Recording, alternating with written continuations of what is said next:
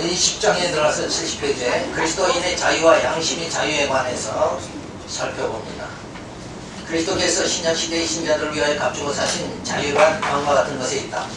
즉 신자들은 정죄와 하나님이 정죄하시는 진노와 도덕법의 저주에서 자유케 되었고 사악한 죄악과 세상, 죄악세상과 사단의 노예와 죄의 지배에서 벗어났고 괴로움을 가져다 악과 죽음이 쏘는 가시와 무덤과 영원한 저주에서 해방되었다. 이뿐 아니라 신자들은 하나님께 자유롭게 접근할 수 있고 노예적인 두려움에서가 아니라 어린 아이와 같은 사랑과 자발적인 마음으로 하나님께 순종하는 자유를 가지고 있다. 이 모든 것은 구약의 신자들에게도 해당된다. 그러나 신약의 신자들은 유대적 교회가 순종했던 의식법의 멍에로부터 자유함으로 더 큰 자유를 확보하였다. 그리고 신약의 신자들은 구약의 신자들보다 은혜의 보좌 앞에 더 담대히 나아갈 수 있고 하나님의 자유하신 성령을 더욱 충만히 누린다. 정말 많은 신학자들이 모여서 하루에 5시간 5년을 연구한, 그래서 이거를 정말 회의를 하고 또 회의를 해서 이 문구를 다 조정해서 만든, 이거 엄청난 정말 노력의 어떤 신앙의 산물입니다. 이 웨스트 신조라는 것이 우리 장로교에 그래서 표준 교리가 되어진 거죠. 이 내용이 엄청 좋잖아요. 정말 기독교인들에게서 주어진 자유라는 것이 어떤 거냐. 세상 사람들은 그저 돈에서, 물질에서의 자유함을 저들은 추구하죠. 그래서 정말 돈 실컷 한번 써보고 죽었으면 좋겠다. 그런 게 저들의 소망이지만 우리는 뭐예요? 우리 영혼을 죽이고 그 어두운 데로 이끌어가는 그 죄악의 모든 사탄의 그 두려움에서 우리는 벗어날 수 있도록. 그래서 기독교의 참 자유라는 건 뭐냐? 죄에서 자유입니다. 죄의식을 갖고 살아가는 것이 아니라 정말 우리에게는 참 자유가 주어졌다. 그러면 아직도 우리에게 지금 잔존하는 게 뭐냐 하면 육체의 허물이 계속 나타나잖아요. 이스라엘 백성들이 애굽에서 출애굽을 했죠. 그렇지만 애굽에서 살던 노예 근성이라는 게 광야 생활에서 계속 나타나는 거예요. 우리도 이 죄에 쩌들어 살던 그 모든 죄에 대한 공포감, 이런 것들이 우리 속에 은연하게 나타나는 거예요. 그래서 우리는 뭐만 조금만 잘못되면 야 이거 정말 저주받고 벌받고 결국 영원한 죽음이 이를 것이 아니냐, 이런 공포감에 사로잡힐 수밖에 없는 거예요. 그것을 유도하는 게 뭔가? 그게 율법이라는 거예요. 규범이라는 거. 규범은 우리를 늘 얽매이게 만드는 거예요. 그래서 율법의 강령이 뭐냐면 지키면 살고 어기면 죽는 겁니다.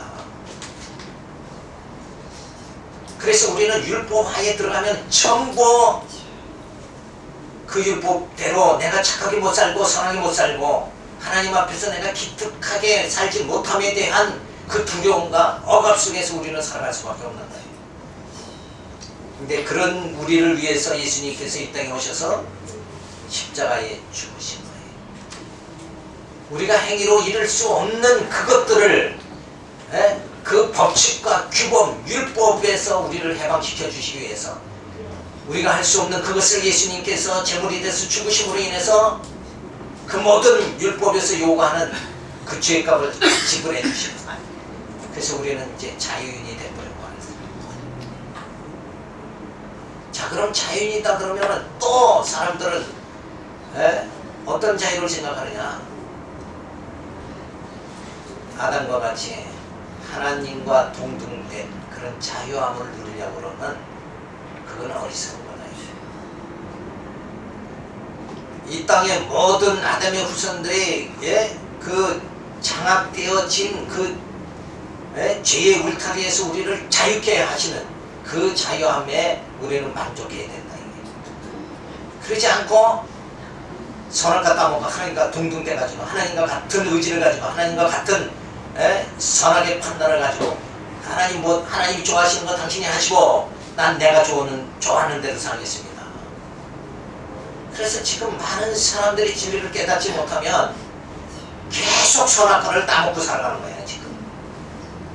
하나님 주님 뜻보다는 뭐예요? 난 그래도 내 뜻대로 살겠다.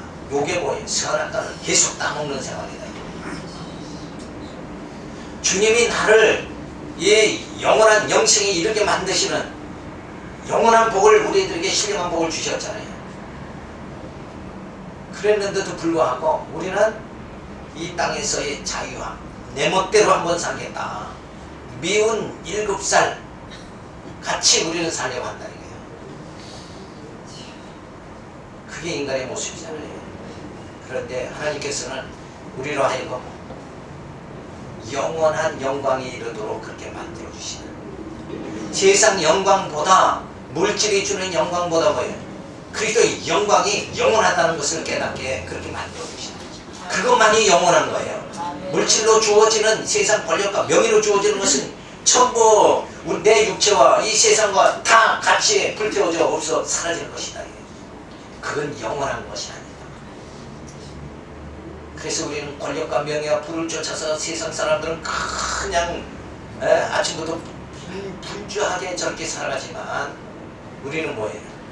그리스도의 영광의 날을 바라보고 살아가는 거예요. 그래, 기독교인들이 생각하는 이 고상하죠, 지식이. 요게 바로 그리스도의 고상한 지식에 점점 이르는 것이다. 그리스도의 고상한 지식은 없어지는 것이 아니라 영원한 것이니까 다르다는 거예요. 세상적 가치관이 아니라 영적 가치관이 주어진다.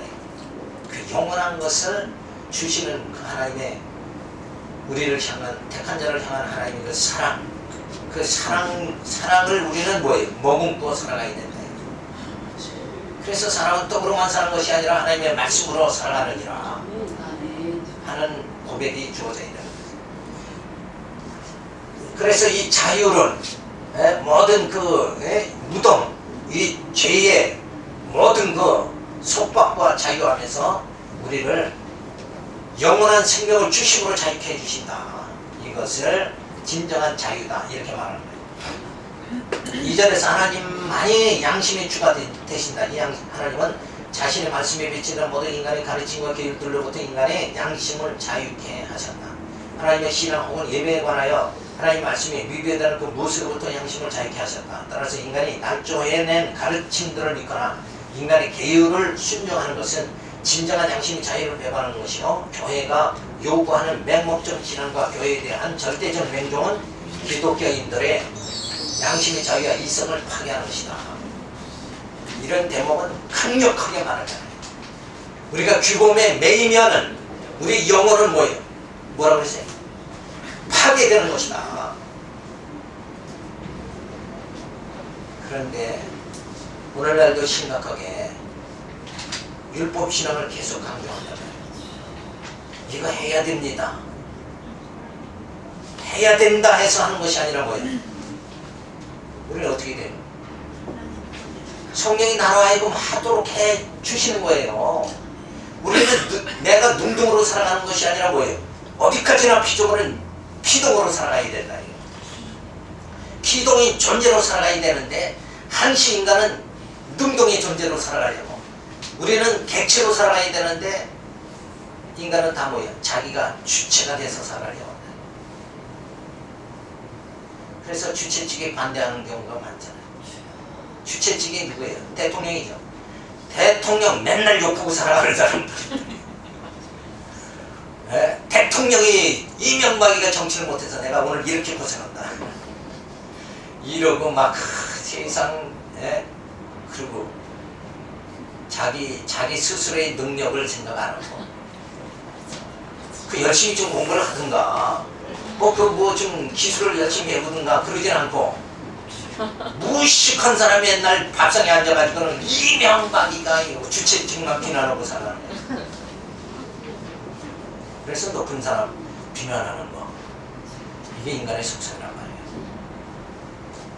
우리는 한시 하나님이 나를 이 자리에, 낮은 자리에 하나님이 살아가도록 만들었으면 그 자리에서 그냥 살아가야 돼요.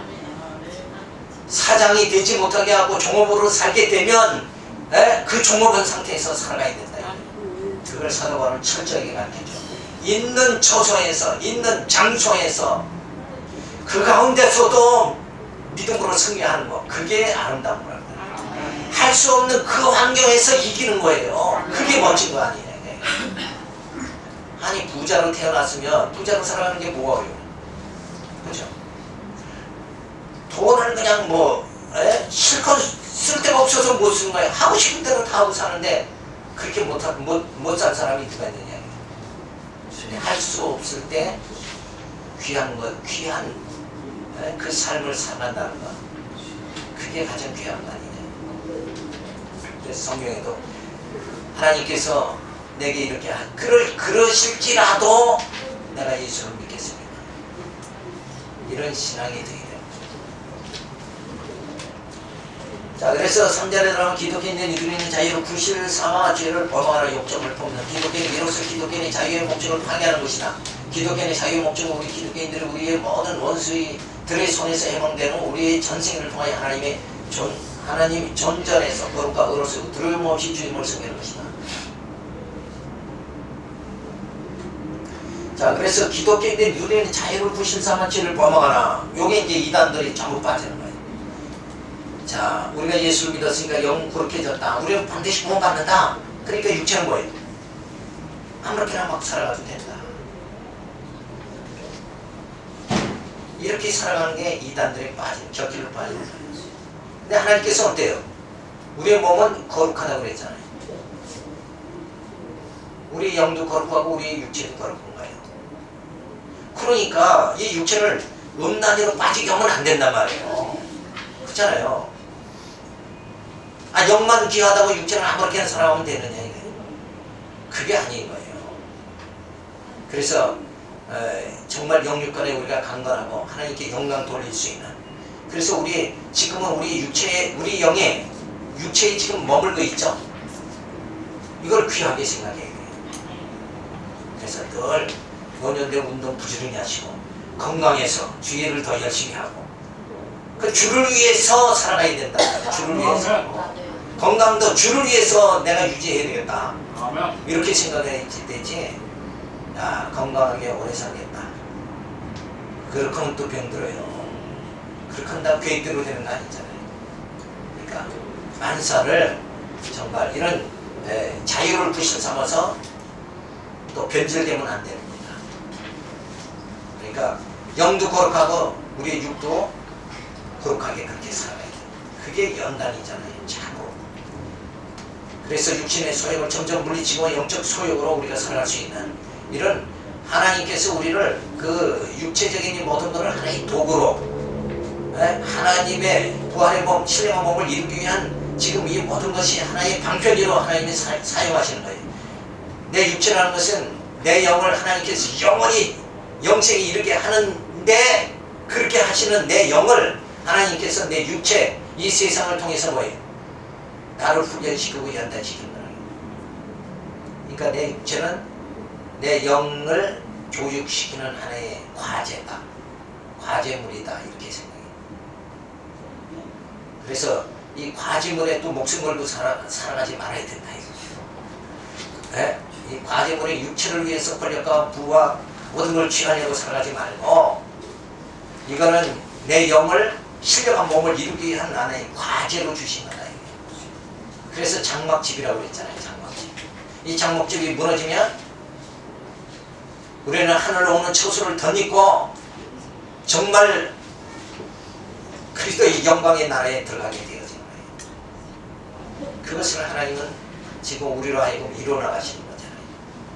그래서 그 멋진 그 영광의 날, 정말 주님 앞에 흠과 티가 없이 서는 그 날을 우리는 바라보면서, 그리고 그 영광의 세계에 우리가 진입하게 되어진다는 것, 그 소망을 가지고 오늘 내게 주신 모든 고난과 형통, 이것이 다 하나님 나를 나되게 하는 뭐예요? 과제물이다. 이렇게 생각을 하면서, 때로는 돈이 없으면 고난받죠. 그러더라도 그 고난 속에 나를 하나님 더 의지하게 만들고 내 신앙을 더 정말 성장하게 그렇게 만드시는 하나님 모든 교육의 방법이다. 이렇게 우리가 생각해야 됩니다. 사제들을 하나님께서 제정하신 권세, 국가의 권력이든 교회의 권세이든 그리고 그리스도께서 값주고 사신 자유는 휘청하여 파괴하는 것이 그 목적이 아니라 서로를 지탱해주고 보좌하는 것이 그 목적이다. 이것이 하나님의 의도하신 권세요. 자유이기 때문에 누구든지 기독교의 자유를 불신삼아 합법적인 권세 혹은 이 권세의 합법적 행사에 반대하는 사람은 하나님의 제도에 항거하는 것이다. 이와 같이 하나님의 제도에 항거하는 의견을 발표하는 그와 같은 것을 행동하는 것은 이성에도 위배되고 잘 알려진 기독교의 원리들에도 배치되고 신앙 예배 혹은 교제에 관해서는 간의 경건의 능력에도 어긋나는 것이다. 이와 같은 의견 발표나 행동들은 그 본성에 있었든 표현 방법에 있었든 그리스도께서 교회 안에 확립하신 외치는 평화와 질서를 파괴하는 것이다. 따라서 이런 기독교인들은 교회의 권징을 받는 것이 합당하다. 결국 이건 뭘 말하느냐 하면 로마 카톨릭을 향해서 말하는 거예요. 저들은 그 교회의 제도라는 거, 교회를 말씀보다 상위에 놓고 그 교회라는 그 권위를 통해서 뭐예요? 성도들을 전부 영적인 하나님의 자녀들을 갖다束縛하고 명령하고 규범 속에 살아가도록 이렇게 만들었다는 거예요. 그걸 루터가 종교 개혁을 한 거예요. 그런데 아직도 규범에 얽매이면 안 된대요. 우리는 어떻게 살아가야 돼요? 규범이 아니라 말씀이 이르는 대로 우리가 살아가야 된다. 성령이 인도하는 대로 살아가는 거예요. 아멘. 그런 삶이 우리 안에 주어져야 됩니다. 그럼 우리가 서로 만나서 규범이 아니라 당신은 왜 그렇게 삽니까? 왜 그렇게 신앙생활합니까? 그런 지적하는 것보다 뭐예요? 서로의 허물을 감수할 수 있는. 그래서 만나면 편안해져야 된다.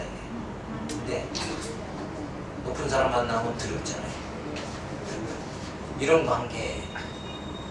며느리가 시어머니 만나면 편안해지는 시어머니가 있죠. 근데 뭔가 어색하고 두려워지는 시어머니. 이런 관계는 그건 참 신앙 안에서의 관계가 아니다. 그래서 우리 정말 주님 앞에 우리가 서면은 다 평안없잖아요. 근데 율법 앞에, 폭군 남편 율법 앞에 서면 그는 두들겨 맞아야 될 걸 긴장하고 준비를 해야 된다. 그게 인간관계하고 똑같잖아요. 그렇죠? 그래서 우리의 만남이 그리스도 안에서의 아름다운 상인과 교제, 만남이 되어져야 된다. 우리 노예가 그러고 우리 총회가 그렇게 되어야 된다. 아멘. 그래서 서로 정말 마음과 뜻이 하나 되고, 그래서 이것이 주의 일입니다. 이 일을 합시다. 이러면서 서로 이런 마음 자세가 주어져야 되죠. 그래서 그리스도는 자유를 우리에게 주셨습니다. 하나님의 진노와 죄에서 해방받게 해주셨고 의식법의 멍에서 자유함을 받게 해주셨어요. 그래서 은혜의 보좌에 나갈 수 있는 성령 충만을 받게 해주셨어요. 내가 가서 거기서 성령을 보내주겠다. 그래서 이제는 율법에 너희가 매인 것이 아니라 지금 은혜 아래 너희가 거하도록, 그리고 이제는 규범, 율법에 의해서 너희가 신앙생활을 하는 것이 아니라 해야 된다 해서 하는 것이 아니라 뭐예요? 해지게 그렇게 성령께서 우리의 마음을 부드럽게 해주시고 충만하게 해주신다. 이게 오늘 교회가 그렇게 이루어져야 되고 노예가 총회가 그렇게 이루어져야 돼요. 자유함 속에서의 그 힘, 이게 주어져야 돼요. 근데 우리는 뭔가 사람들을 결속하려면 뭔가 규범 속에 막 놓여야 되잖아요. 그래서 법을 만들고 노예법, 총회법 막 이렇게 만들잖아요.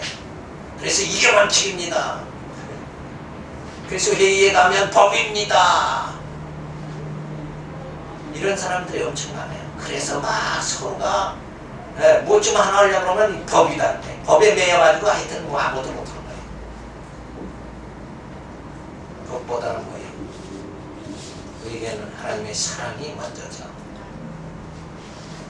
그래서 은혜에 보좌나갈 수 있는 성령 충만을 받게 해주셨고, 예수님께서 자유의 목적은 거룩과 의로서 두려움 없이 주님을 섬기도록 그렇게 만들어 주셨어요. 율법 하에 있을 때는 늘 두려움이 우리를 신앙생활 하게 만들잖아요. 두려움으로 하게 만드는 것이 아니라 이제는 뭐예요? 진짜 두려움 없이 주님을 섬길 수 있도록 만들어 주신 거예요. 주님의 은혜가 너무나도 감사해서 감격하면서 눈물 흘리면서 주님을 주의 일을 한다. 내가 얼마나 하나님 앞에서 정말 어리석고 미련한 자인데 그래도 하나님이 나를 구원해 주신 그 하나님의 은혜에 너무 감사해서 주의를 하지 않으면 견딜 수 없는 마음이 줍니다. 이렇게 우리를 능동적으로 자발적으로 움직이기에 그렇게 하나님은 역사해 주신다. 우리를 째째하게 하나님께서 그냥 하지 않으면 너 벌받아 이렇게 하면서 이끄시는 분은 아니다. 하나님은 우리를 말이야 공갈하고 격박쳐가지고 우리를 이끌으시는 분이 절대 아니다. 그저 뜨거운 마음이 주어졌어. 주님의 사랑에, 하나님의 그 사랑에 너무나 감격해서 이거 하지 않으면 내가 견딜 수 없는 거예요. 자기 자식을 뭐예요? 사랑해야 되겠다 해서 하는 게 아니라 자기 자식은 뭐 사랑해지잖아요. 그런 모습으로 우리가 살아가도록 하나님이 인도해 주신다. 그래서 그것이 바로 하나님이 그리스도께서 우리에게 자유를 주신 것이다. 그리고 우리에게 양심을, 하나님의 양심이 주가 되시니 말씀 위에 것은 양심을 압박할 수가 없다. 그래서 인간이 나중에 가르친 것, 거울에 택한 자의 양심을 압박할 수가 없다. 이 인간이 날조의 가르침과 계율, 이런 것들이 뭐냐면 바로 철학이라는 거죠. 철학의 속임수에 저희가 쏟지 말아야 된다. 그리고 맹목적 신앙은 신앙에는 양심과 이성을 방해하는 것입니다. 이게 맹목적 신앙을 갖지 말아야 되죠. 진리가 언약 백성의 양심을 자유롭게 하여 하나님을 경외케 하는 거죠. 그러니까 맹목적 신앙이라는 것은 율법적인 신앙이죠. 이거 해야 내가 의롭게 되고 그리고 구원에 이른다. 거기서 압박감에 의해서 살아가는 그런 것이 아니라 진짜 진리가 뭐예요? 네? 언약 백성의 양심을 자유케 그렇게 만드는 거예요. 그래서 진리의 힘으로 하나님 나라는 뭐예요? 믿음으로 가는 거예요. 믿음으로 간다. 행위로 가는 게 아니다. 자, 21장의 예배와 안식 일에 대해서 일생과 자연은 한 하나님의 계시다는 사실을 말한다니 하나님은 인간과 만번의 주가 되시고 통치하신다. 따라서 인간은 온 마음과 정성과 힘을 다해야 하나님을 두려워해야 하고 사랑해야 하고 찬양해야 하고 하나님께 부르짖어 기도해야 하고 신뢰해야 하고 섬겨야 하는 것이다. 그러나 참 하나님을 예배하는 하나님 보시기 합당한 방법은 하나님 자신에 의하여 제정되고 하나님 자신의 계시된 뜻에 의하여 한정되었기 때문에 우리는 인간이 상상해낸 그 어떤 형상이나 인간이 창출해낸 그 무엇도 성경이 규정하고 있지 않는 한 예배를 올려서는 안 된다. 한마디로 뭐예요? 우상을 섬기면 안 된다 하는 말이죠. 그러니까 무엇이라도 형상화하지 말고 무엇이라도 예배의 대상이 되면 안 된다. 오직 하나님만을 예배해야 된다. 우리는 하나님께만 예배를 드려야 한다. 즉 성부 성자 그리스도 성령이 우리 예배의 대상이다. 천사나 성자나 그 어떤 피조물 우리 예배의 대상이 돼서 다른 이후에 우리 모두는 중보자 없이 하나님께 예배할 수 없다. 이 중보자는 다름 아닌 그리스도입니다. 그러니까 이 말은 이들 모여서 이걸 문구를 작성한 이유는 뭐냐면 역시 내내 그 시대는 로마 가톨릭 시대죠. 그러니까 여기서 말하는 건 뭐예요? 성모 마리아나 그 어떤 것도 예배의 대상이 될 수가 없다 하는 것을 말해주고 있습니다. 제3절에 감사를 포함하는 기도는 예배의 한 부분이다. 하나님께서는 모든 사람에게 기도를 요하신다. 하나님의 받으실 만한 기도란 그의 아들의 이름으로 하되 성령의 도움을 받아 하나님의 뜻을 따라 이해력과 경외심과 겸손과 역성과 신실함과 사랑과 인내심을 가지고 하되 소리를 내어서 할 경우엔 다른 사람이 알아들을 수 있는 언어로 해야 하는 것이다. 그래서 우리가 늘 하나님의 받으실 만한 기도 그거를 해야 된다. 기도라는 것은 구하는 거죠. 구하는데 내 육신을 위해서 나를 위해서 내 유익을 위해서 구하는 것이 아니라 하나님의 뜻, 아버지의 뜻대로 구해야 된다. 그렇죠? 근데 여기에 함정이 빠지면 안 된다. 제4절 우리는 합당한 모든 것을 위해서 기도해야 하고 살아있는 사람들과 장차 출생할 모든 사람을 위해서 기도하되 죽은 자를 위해서는 할 필요가 없다. 이것은 뭐예요? 연옥에 있는 자들을 위해서 기도해야 된다. 그 죽은 자들을 죽은 조상을 위해서 기도하면 저들이 천국에 간다. 이런 가톨릭의 사상을 의식을 해서 그런 짓 하지 말라 하는 의미로 기록을 한 거예요. 5절에 들어가서 경외하는 마음으로 승리를 입는 것, 하나님의 말씀을 건전하게 설교하는 것과 정성껏 이 말씀을 듣는 것, 이 말씀을 들을 때에 이해력과 신앙과 경외의 심을 가지고 순종히 하는 것, 감사한 마음으로 시편을 노래하는 것, 그리스도께서 지정하신 성례전을 적절히 집행하고 합당하게 받는 것 등을 하나님께 드리는 일상적인 예배에 속하는 것들이다. 그 밖에 종교적 맹세와 성과 엄숙한 금식과 특별한 절기에 드리는 감사 예배가 있는데 우리는 이와 같은 종교 행사를 해당된 절기와 때에 따라 거룩하게 수행해야 할 것이다. 다음에 6절에 들어가서 기도를 비롯해서 예배의 그 어떤 부분도 신약시대에 와서는 그 어떤 특정 장소에 매일 필요가 없다. 어느 특정 장소가 더 하나님 보시기에 좋을 수 없다. 우리는 어디에서든지 하나님을 신령과 진정으로 진리로 예배해야 된다. 우리는 매일 각 가정에서 예배할 수 있고 아무도 모르게 혼자 예배할 수 있고 공적 예배에서도 더욱 엄숙하게 예배할 수 있다. 하나님께서 그의 말씀 혹은 섭리에 의해서 이와 같은 예배를 우리에게 요구하시는 한 우리는 이와 같은 예배 행위를 조심성 없게 혹은 일부러 무시하거나 버려서는 안 될 것이다. 항시 하나님께 예배할 때는 경건한 마음으로 그렇게 해야 된다 하고 말해주고 있습니다.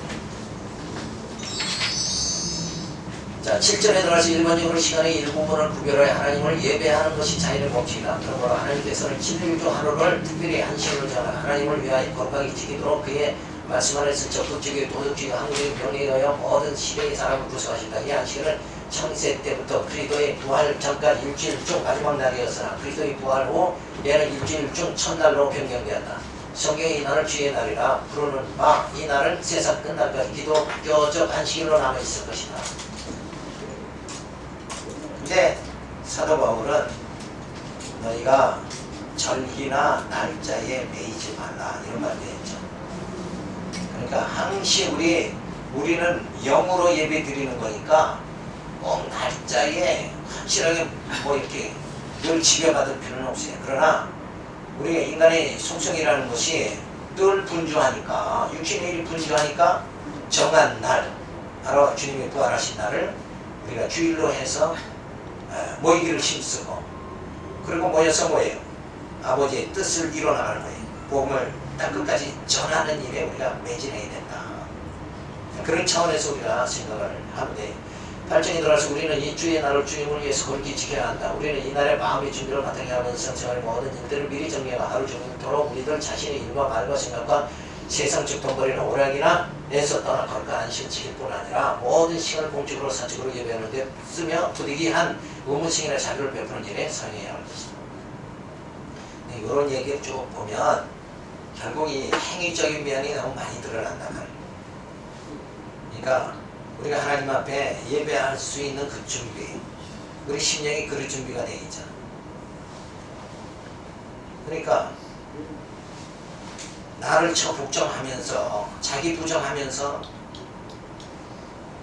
우리 심령 속에 정말 육신의 소욕을 말씀으로 소멸시켜 나가는 성령의 역사를 통해서 점점 하나님 앞에 거룩한 예배가 드려지도록 이렇게 되어져야 되는 거죠. 그러니까 형상이나 어떤 의식이나 어떤 예배 그보다는 뭐예요? 영적인 신령한 예배가 중요한 거예요. 그래서 내가 변화되어야 돼. 내가 온전히 변화되는 거가 뭐예요? 그게 진정한 예배인 거예요. 육체로서 아무리 하나님 앞에 예배를 드려도 그 진정한 영적 예배가 될 수가 없는 거예요. 그러니까 늘 말씀을 주야로 묵상하면서 나를 적극적하고 내 육성을 소멸시켜 나가면서 말씀으로 그러면서 신의 성품에 자꾸 이르면서 영적 예배가 드려져야 된다. 그런데 그냥 몸만 왔다가 예배 드리고 또 나가고 이런 형식에 우리 육체의 형식에 빠져버린다는 것은 그러니까 그런 형식이 지금 심각한 곳이 뭐 어디냐면 가톨릭이잖아요. 거기는 무엇이 이제 의식 예배도 아니지 의식이죠. 그냥 암송하고 앉았다 일어났다 그럼 이제 끝나는 거예요. 그러니까 뭐가 없어요. 말씀이 부족하죠. 그러니까 이게 변화가 안 되는 거예요. 지성이 변화가 안 되고 감성이 변화가 안 되고 의지가 변화가 안 되는 거예요. 거기는 그냥 한마디로 뭐예요? 가톨릭 예배는 로버트 예배다 이렇게 볼 수밖에 없는 거예요. 근데 개신교는 뭐예요? 설교가 중점이잖아요. 설교 말씀 들을 때 우리가 변화가 되는 거예요. 그래서 온전히 변화된 심령으로 하나님 앞에 점점 예배 드려지는 생활, 이 생활이 진정한 예배다. 그러니까 10년, 20년 계속 교회에 출석하면서 예배를 드려도 전혀 변화가 없다. 이러면 그 예배는 빵점 예배. 자, 우리가 말씀으로 변화되어지는 과정이 나타나야 돼. 물이 변하여 포도주 되게 하시는 주님의 역사, 그 생명의 역사가 우리 안에 자꾸 나타나야 돼. 내가 변화되고, 내가 내 육체로 하나님께 예배 드리는 게 아니라 내 영으로 하나님 앞에 예배 드릴 수 있는 이런 단계로 우리가 점점 이렇게 깊이 들어가야 됩니다. 우리는 가톨릭이 아니에요. 개신교는 신령과 진정, 예수님 신령과 진정으로 예배 드릴 때가 왔다 그랬잖아요. 그래서 진리를 깨달아야만 영적인 변화가 주어지고, 그리고 점점 신령한 예배가 하나님 앞에 드려진다.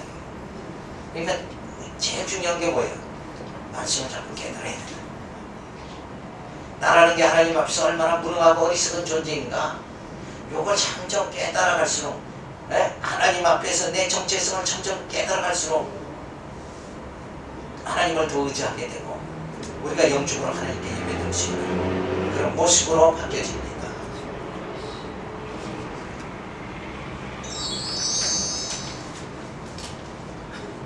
그래서 그리스도를 통해서 우리 예배를 드리죠. 예배의 대상은 하나님뿐이시다. 어떠한 천상도 예배의 대상이 될 수 없다. 천사나 성자나 어떠한 피조물도 예배의 대상이 아니다. 타락한 인간을 중보된 그리스도 없이는 예배 드릴 수가 없다. 그래서 안식에 대해서는 돈벌이 오락에서 떠나 그것과 안식일을 지켜야 한다. 안식일을 정하여 하나님을 위하여 거룩하게 지키도록 하였었다. 그리고 주의 날을 지키며 모든 시간을 예배에 써야 한다. 그러니까 육체의 삶이 아니라 진짜 영적인 말씀 안에서 우리가 안식에 들어가야 된다. 이런 걸 말해주고 있습니다. 자, 22장에 교회에 관해서 불가시적 보편적 교회는 택함을 얻는 자의 총수로 되어 있다. 이 교회는 그리스도를 머리로 하여 과거나 현재나 미래에 있어서 하나님 모입니다. 이 교회는 그리스도의 머리로 하여 과거나 현재나 미래에 있어서 하나님 모입니다. 이 교회는 그리스도의 신부여 그의 몸이요 마음을 충만케 하시는 자의 충만이다. 불가시적 교회라는 것은 뭐예요? 가시적 교회라는 건 눈에 보이는 걸 말하는 거. 불가시적은 눈에 보이지 않는. 그러니까 가시적인 교회다 하는 것은, 교회라는 것은 뭐예요? 에클레시아라고 그랬죠. 죄에서 건짐을 받은 자가 교회인데, 그 심령이 모이는 그것이 이제 가시적이에요. 그죠? 그리고 그 심령 속에 하나님이 거하시 신령한 처소가 이루어지죠. 그것이 뭐예요? 그게 불가시적 교회다. 그걸 심령 성전이라고 그러죠. 가시적 교회 역시 복음 안에 있는 보편적 교회로서 자기들의 자녀와 더불어 참된 종교인 기독교를 신봉하는 이 세상에 흩어져 있는 모든 사람들로 구성되어 있다. 이 가시적 교회는 주 예수 그리스도의 왕국의 하나님이 제비어 권석이요, 우리는 이 교회를 통해서는 정상적으로 구원을 얻고 제선의 성전과 성김을 위해서 우리는 이 교회와 연합해야 된다. 자, 그러면서 3절에 그리스도께서는 이 보편적 가시적 교회에서 세상 끝날까지 이 세상에서 성도들을 모으고 완전케 하시기 위하여 교역의 직분과 하나님 말씀과 제도를 주셨다. 그리고 그리스도께서는 그 약속들을 자신의 현존과 성령으로 말미암아 성도들로 하여금 모이게 하시고 완전케 하신다. 그러니까 죄에서 부르심을 받은 성도들이 가시적 교회이고, 그 성도들이 모여진 교회, 그 가시적 교회를 통해서 뭐예요? 진짜 우리 심령 속에 하나님이 임재하시는 신령적 교회가 세워지도록 만드신다. 그러니까 우리가 뿔뿔이 흩어지지 말고 가시적 교회가 일단은 모여야 돼요. 그리고 여기서 말씀을 들으면서 우리 심령 안에 불가시적 교회, 하나님이 거하실 신령한 처소가 우리 속에 이루어지도록 그렇게 만들어야 됩니다. 그러기 위해서 하나님은 지상의 교회를 세우신 거예요. 그래서 우리가 전도해서 많은 심령들이 교회에 모여지고 그리고 교회에 와서 말씀으로 점점 자기를 적극적하고, 그리고 그 심령 속에 하나님이 거하실 신령한 초소가 이루어지도록 성령이 역사해 주시죠. 그 교회가 불가시적 교회다.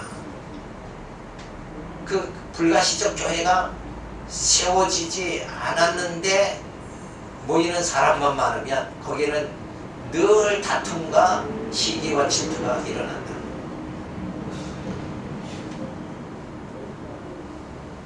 그러니까 육체의 삶에서 영적 삶으로 우리 자신들의 말씀에 의해서 말씀의 떡을 먹음으로 영적 삶이 자꾸 주어져야 된다는 거예요. 그것만이 뭐예요?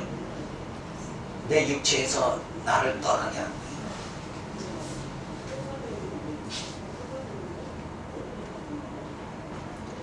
사절에 우리는 이 보편적 교회를 때로는 더 잘 볼 수 있었고 때로는 잘 볼 수 없었다. 이 보편적 교회에 속하는 개신교회들이 더 순수하고 덜 순수한 것은 교회를 어떻게 가르치고 얻어들이느냐에 정해진 제도를 따라 어떻게 행하고 공적 예배를 어느 정도 순수하게 드리느냐에 달렸다.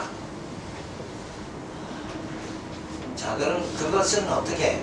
교회가, 목회자가 얼마만큼 말씀을 깨달아서 말씀을, 영적 양식을 공급해 주느냐에 따라서 그 교회의 성도들의 마음속에 이 불가시적 교회, 하나님과 신령한 초소가 이루어지는 역사가 주어진다.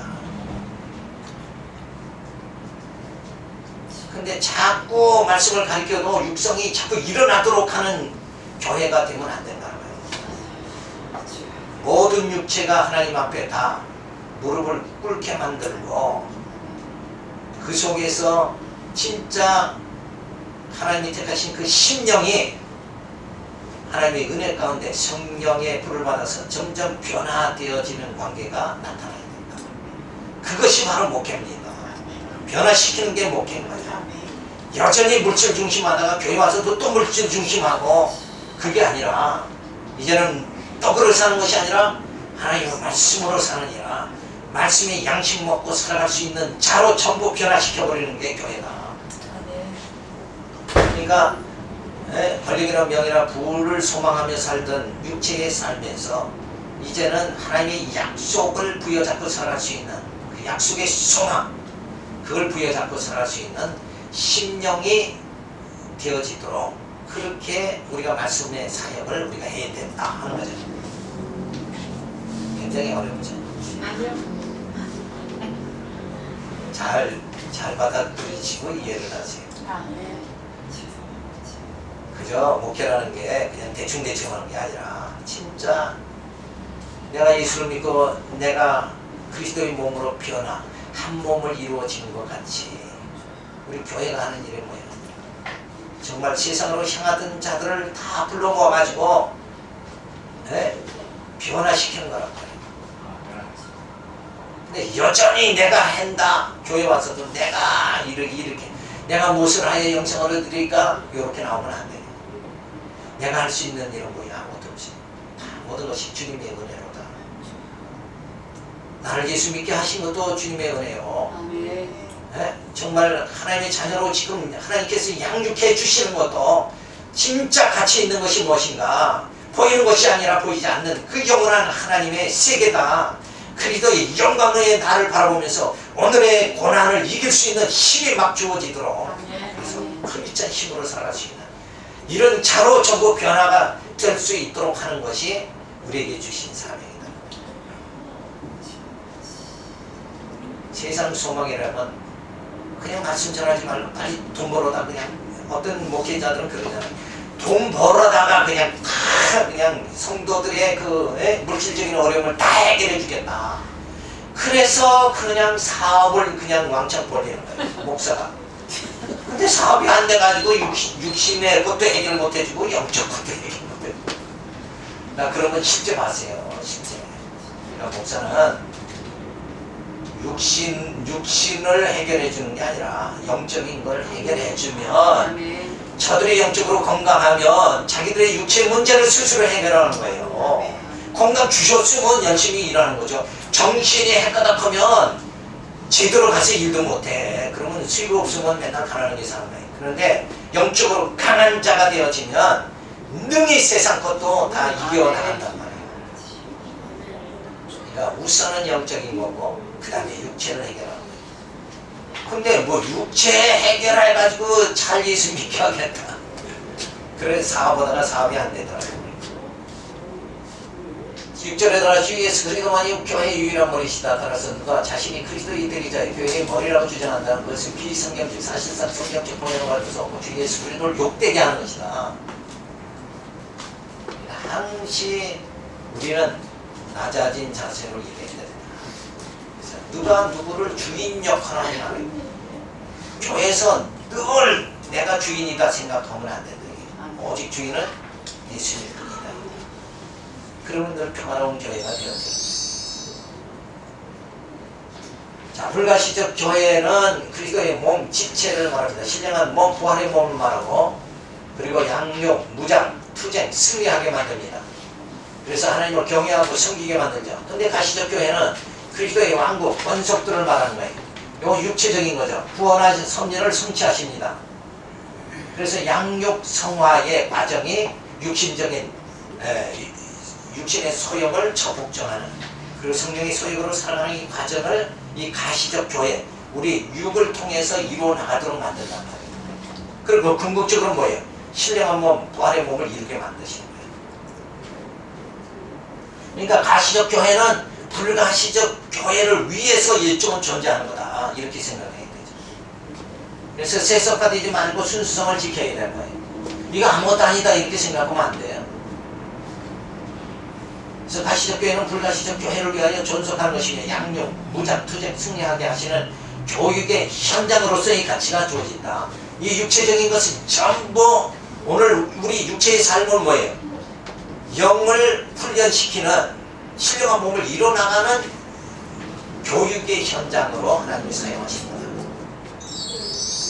그래서 이 땅에 죄가 들어 아담이 죄를 선악과를 따고 죄가 들어오는 그 죄를 통해서 인간을 전부 훈련시키는 거예요. 낮아지게 인간의 자고한 하나님보다 더 높은 게 인간 아니에요.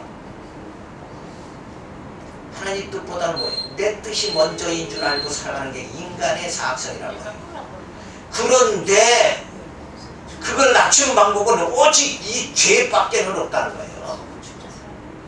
그러니까 하나님은 비상하신 분은 잘 인간을 낮출 수 있는 건 이 죄밖에 없는 거예요. 인간의 자고함을 낮출 수 있는 건 죄밖에 없어요. 이 죄를 통해서 우리를 한없이 낮추시고 이제는 두 손 두 발 다 들어버리는 거예요. 두 손 들고 두 발 다 들어버리는 거예요. 이제는 할 수 없습니다. 죄 앞에서 아무것도 무능한 존재입니다. 할 때 예수 그리스도를 보내서 우리를 구원해 주시고 하나님만 의지하고 하나님만 찬송하고 살아가도록 그렇게 만들어 주십니다. 이 오묘한 하나님의 섭리를 깨닫고 여기서 지혜를 발견해야 되는 거예요. 결국 내가 지 가운데 내 뜻대로 살다가 뭐예요? 나를 자꾸 한 바퀴 돌 수밖에 없구나. 그게 어리석은 삶이구나. 이렇게 생각을 해야 됩니다. 성도의 교제에 관해서 그리스도의 영과 신앙에 의해서 머리 대신 예수 그리스도와 연합한 모든 성도는 그리스도의 자신과 상임을 가질 뿐만 아니라 그리스도의 은총들, 고난들, 죽음, 부활 및 영광에 참여한다. 그리고 이 성도들은 삶 가운데서 상호 연합의 상호 간의 은사와 은혜를 서로 나누고 내적인 사람이며 외적인 사람이며 상호 간의 선을 이루기 위하여 공적인 의무뿐만 아니라 사적인 의무들도 수행하지 않으면 안 된다. 그러니까 우리 성도들이 다 모여서 뭐 하는가? 오늘 이 말씀이 뭐래? 그리스도의 은총과 고난과 죽음과 부활과 영광에 참여하는 생활을 하는 게 뭐예요? 오늘 신령한 교회다. 우리가 모이는 건 바로 이걸 위해서 모이는 거란 말이에요. 그리스도의 고난에 동참하기 위해서, 그리고 그리스도의 영광에 동참하기 위해서 우리가 다 모이는 거다. 이런 목적의식이 분명히 주어져야 되는 거죠. 2절에 공적 고백에 의해서 성도가 된 사람들, 하나님 위에 많은 일과 서로서로 세우는 영적 봉사를 수행하며 있어 거룩한 교제와 공동체성을 유지하지 않으면 한다. 그리고 성도들은 자신들의 능력과 필요에 따라 물질의 문제에 있어도 함께 상임을 나눠야 한다. 이와 같은 성도들의 교제는 하나님께서 기회를 허락하시는 주 예수 이름을 부르는 모든 장소의 모든 사람에게까지 확장되어져야 된다. 그러니까 우리가 늘 모여서 뭐예요? 그리스도의 고난과 그의 영광에 동참하는 모두의 생활이 주어진다. 그걸 하기 위해서 우리가 모이는 거다. 서로 여기서 모여서 난 너보다 돈 많다. 이 기대기하러 모이는 거 아니에요. 또 자랑하러 모이잖아. 사람들을 늘 만나면 남편 자랑, 자녀 자랑, 아파트 몇 평이다 자랑하고, 그거 자랑하려고 모이면 여기는 뭐예요? 여기는 세속화된 교회란 말이에요. 그렇게 하면 세속화된 교회예요. 여기는 신령한 교회가 될 수 없는 거예요. 신령한 교회는 어떤 교회인가? 바로 이렇게 그리스도의 고난에 동참하는 거예요. 그리고 그리스도의 영광에 참여하는 자가 되어지는 거예요. 이것을 위해서 우리가 정말 모두가 힘쓰고 마음을 하나 되게 그렇게 되어져야 된다. 이런 말씀을 보면 정말 내가 아무것도 아닌 것 같은데 정말 이 엄청난 하나님의 그 섭리 영역 안에 내가 들어가고 있구나, 들어섰구나, 이걸 생각하지 감사해야 되죠. 내가 무엇이간데 정말 그리스도의 고난에 동참하기를 원하는 마음을 가질 수 있느냐 이거예요. 난 내 뜻대로 살아가고 나 좋은 거 나를 어떻게 즐겁게 할까 이 생각밖에 못하면서 세상 쾌락을 쫓아서 세속주의로 살아갈 수밖에 없는 난데, 그런 나를 그리스도의 고난과 그의 영광에 참여할 수 있도록 나를 그렇게 만들어주시, 거기에 내 눈을 뜨게 만들어주셨다는 게 이게 엄청난, 이건 기적이다 이거예요. 예수의 무리를 걷고 오병이어 칠병이어 표적을 행한 것만 기적이 아니라 이게 진짜 기적이에요. 그래서 가장 하나님이 부신 기적은 뭔가? 나를 죽음에서 생명으로 옮겨주신 게 이게 기적이다. 근데 우리는 이 기적을 다 봤어요. 그러니까 예수님 앞에 가서 표적 보여주세요. 이럴 필요가 없다는 거예요. 그래서 예수님 뭐라고 그랬어요? 요나의 표적밖에 없느니라.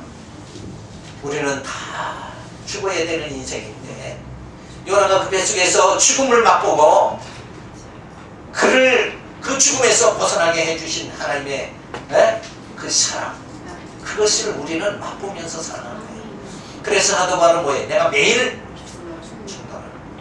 근데 요새 매일 죽는 사람이 없을까? 맨날 승질이 나. 그쵸? 그래도 내가만 없으면 승질 안 내요. 그렇죠? 남편 앞에서 내가 뭔 그거 쓰잘것 없는 게 뭐예요? 자존심인데 사실은 남편과 아내 사이가 뭐 자존심 그거 아무 필요 없잖아요. 그거보다 더 귀한 게 뭐예요? 사랑이잖아요. 자존심보다는 사랑이다. 그냥 내 사랑이 아니라 그리스도의 사랑이다. 하나님께서 나를 이렇게 그리스도의 영광의 나를 이렇게 지금 인도해 주시는 그 하나님의 사랑이, 그 사랑이 더 귀한 거지. 내 자존심이 뭐 비교가 돼. 이렇게 하면서 내가 변화가 자꾸 되는 거예요. 예수 믿는 건 변화되는 거예요. 변화의 길을 걷는 거예요. 근데 여전히 나를 보수하고 있잖아요. 내가 그래도 이거 보수하고 그냥 20년 30년 예수 믿으니까 뭔가 깨지질 않는 거예요. 그 나가 변화되지 않으면 내 마음속에 그리스도의 평강이 내 안에 임하지 않는 거예요. 그러니까 애는 예수 믿는다고 애는 엄청 쓰는데 뭔가 편안이 없어요. 예수 많이 믿은 만큼 편안해졌죠. 예수 많이 믿은 만큼 자존심이 많아져야 됩니까? 그건 아니잖아요. 그렇게 뭔가 바뀌어야 돼요. 말을 끝내야 돼요. 제3절 성도들이 그리스도와 나누는 이 교제는 성도들을 하여금 결코 그리스도의 신적 본질에 참여케 하는 것이나 어떤 점에서는 그리스도와 동등하게 만드는 것이 아니다. 이 둘 중에서 하나를 중요한 불경으로 참된 참남한 일이다. 그러니까 늘 뭐예요? 그리스도의 신적 본질에 참여하는 거예요. 그죠? 내 안에 그리스도의 몸을 이루어가는 거예요. 그렇다고 해서 내가 높아졌다 생각하면 안 된다. 그래서 성도의 교제는 그리스도의 지체로 연합하는 것이다. 주님과 연합이 되고, 그래서 주님의 고난과 죽음과 부활과 영광에 참여하는 자가 되고, 그리고 성도와 성도의 교제가 그 다음에 주어져야 되는 거예요. 그래서 이걸 기반으로 해서 서로의 사귐이 주어지는 거예요. 이거 떠나면 우리의 사귐이라는 건 육적인 사귐밖에 안 되는 거예요. 우리가 모여서 뭘 목적으로 삼겠어요? 야, 네가 더 능력이 있냐? 내가 능력이 있냐? 이거 기대기 하려고 모이냐? 이거. 육적인 만남이 아니라, 우리의 만남은 육적인 만남이 아니라 영적인 만남이라. 그러니까 우리의 영은 뭐예요? 이 땅에서는 하나님께서 그리스도의 고난, 그 다음에 죽음, 부활, 영광에 참여하는 거예요. 이걸 체험하는 생활이다. 이걸 험증하는 생활이 우리에게 주어져요. 그래서 은사를 통해 은혜를 나누고 응원을 수행하며 봉사부재 공동체를 이루어 성도의 교제는 먼저 그리스도와 이 연합이 기초이며 주신 은사를 통해 그리스도의 몸을 이루어 가는 것이 진정한 교제의 생활이다. 그래서 정말 이렇게 그리스도의 고난과 죽음과 부활, 영광이 참여하는 생활을 우리 모든 성도들이 한뜻 한마음이 돼서 이루어나가면서 결국 뭐예요? 그리스도의 몸을 이루어나가는 것이다. 이게 오늘날의 교회 생활이다. 근데 그리스도의 몸을 이루어나가는 것이 아니라 여전히 내가 이루고 그냥 내가 하는 사람이 도처에 있으니까 교회가 자꾸 시끄러워진다. 사람이 죽음 이후의 상태와 죽은 자의 부활에 관해서 쭉 읽어보세요.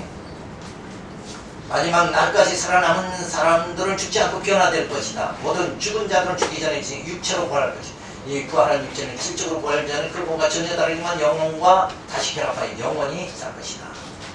이걸 자체는 뭐예요? 신령한 몸, 부활의 몸이다. 이렇게 정의를 하면 되죠.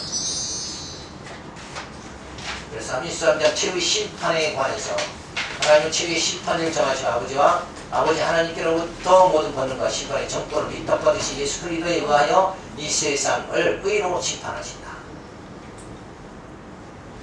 1절에 들어가서 하나님께서 이 날을 정하신 목적은 택하신 자들의 영원한 구원을 통하여 자신의 자비의 영광을 드러내기 위함이다.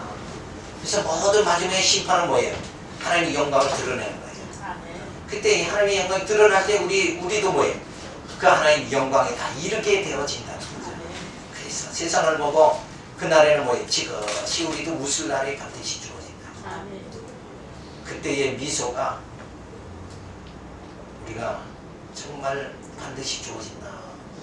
그래서 이 땅에서는 세상을 통해서 우리가 핍박을 받지만 세상을 보면서 미소 찍을 날 분명히 주어진다. 아멘. 이런 마음을 가지면 마음이 좀 넓어지죠. 아멘. 넓어진 마음을 가지고 세상을 그래야 뭐예요? 감당할 수 있죠. 고난이나 모든 것이나 그걸 다 감당하면서 오직 주의 사도를 같이 예수 그리스도의 흔적을 내가 가지노라. 우리는 그리스도의 흔적을 많이 가져야 돼요. 그러면서 살아갈 수 있다. 그럼 거기에는 뭐예요? 짜증도 불평도 가지지 못한 것에 대한 늘 부족함에 시달려 사는 그런 삶이 아니라 적극적인 삶이 중요해요. 내가 예수 그리스도의 흔적을 가지노라. 이런 삶이 우리 가운데 주어져야 돼요. 최후의 심판의 날이 반드시 있으리라. 이렇게 해서 모두 마치겠습니다. 그래서 어쨌든 우리의 소망, 멋있는 사람은 뭐예요? 야무진 꿈을 갖고 살죠. 우리의 꿈은 그리스도의 영광의 날에 참여하는 겁니다. 그러기 위해서 하나님께서 그 영광의 날, 그리스도의 영광의 날에 참여할 수 있도록 우리를 어때요? 그 날에 그리스도의 혼인잔치에 참여할 수 있는 그릇을 지금 만들어 가신다. 참 하나님의 애 엄청 쓰시는 거예요. 나 같은 자를 만드시려고 얼마나 귀심이 드냐 이거예요. 생각이 우리는 땅에 속해 있는데 이 생각을 이거 바꾸시려니까 하나님 진짜 엄청 고생하시는 거예요. 그래서 하나님께 감사. 나의 나 된 것은 그리스도의 은혜다. 내가 되는 것이 아니라 하나님이 나를 되게 만드신다. 그래서 우리는 능동이 아니라 피동의 자세를 가지고 아무 세상에 대해서 아무 염려 걱정하지 말아라. 이게 피동이잖아요. 내가 걱정하는 게 아니라 하나님께서 나의 주관자가 되셔서 다 해주신다. 그러니까 그 하나님 그 약속을 믿고 믿음으로 사시기 바랍니다. 하나님 감사를 드립니다. 저희들 부족한 가운데 귀한 말씀을 선고했습니다.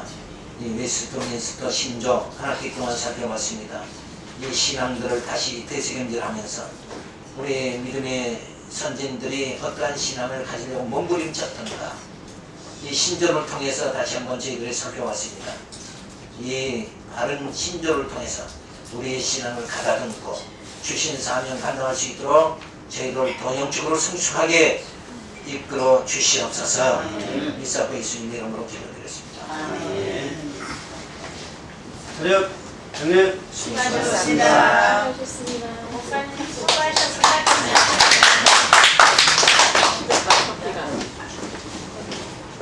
말이 시원찮은데 많이 계속 들어주셔가지고